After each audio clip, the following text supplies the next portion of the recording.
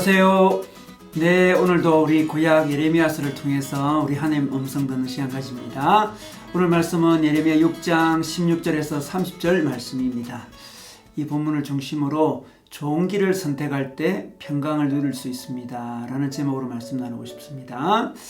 오늘 말씀에서 우리 영혼이 평강을 누리려면 좋은 길을 걸어가야 한다 이렇게 말씀하고 있습니다.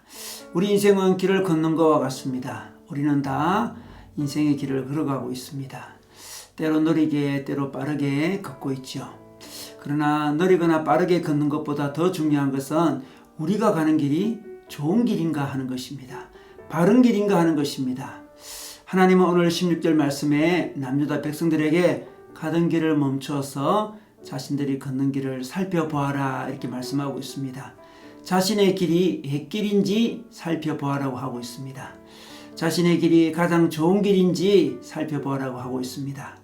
그런데 오늘 말씀에서 옛길이 가장 좋은 길이라고 말씀하고 있습니다. 여기서 옛길은 어떤 길일까요?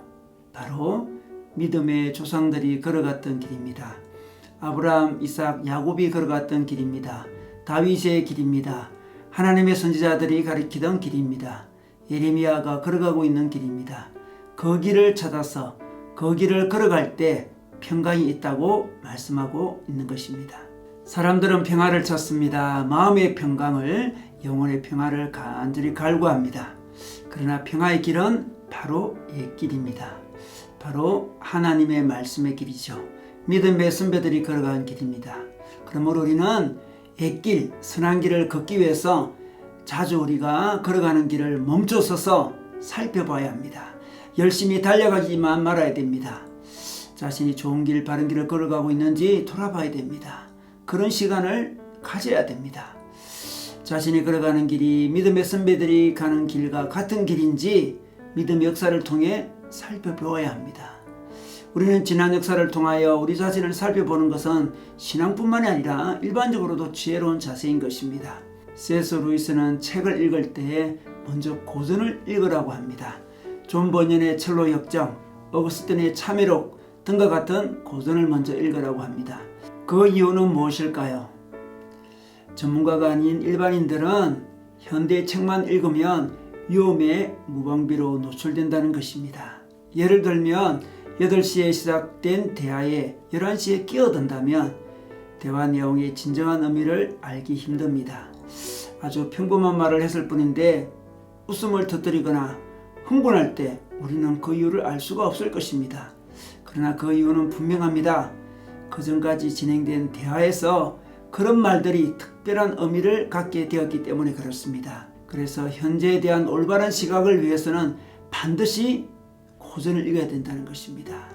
그러므로 그는 새 책을 한 권 읽은 후에는 반드시 고전을 한 권 읽어야 한다고 권유하고 있습니다. 고전이 어떤 마법을 가진 것은 아니지만 수많은 오류를 고쳐가고 있었습니다.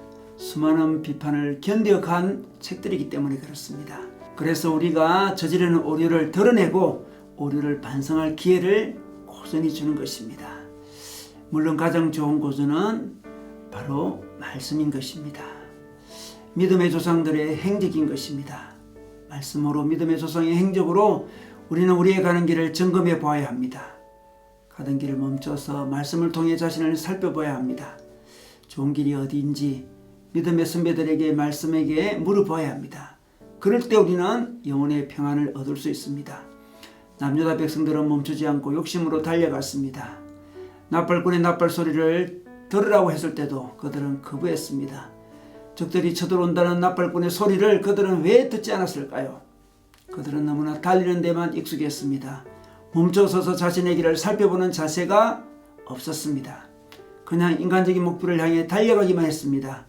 달려가는 데만 중독된 사람은 멈춰설 수가 없는 것입니다. 하나님은 오늘 우리에게 우리가 가던 길을 멈춰서서 살펴보라고 하십니다. 우리가 달려가야 될 길은 옛길입니다. 믿음의 선배들이 걸어간 길입니다.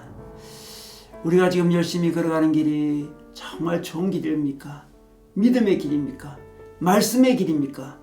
만약 우리가 믿음의 길을 걸어가고 있다면 우리 영혼은 지금 평화를 누리고 있을 것입니다. 그러나 우리 영혼이 평안하지 못하다면 우리는 아마 잘못된 길을 걸어가고 있기 때문일 것입니다. 오늘도 우리가 걸어가는 길이 하나님의 길인지 잠시 멈춰서서 살펴보시기 바랍니다. 그래서 하나님이 주시는 평강을 얻으시기를 주님의 이름으로 축원합니다.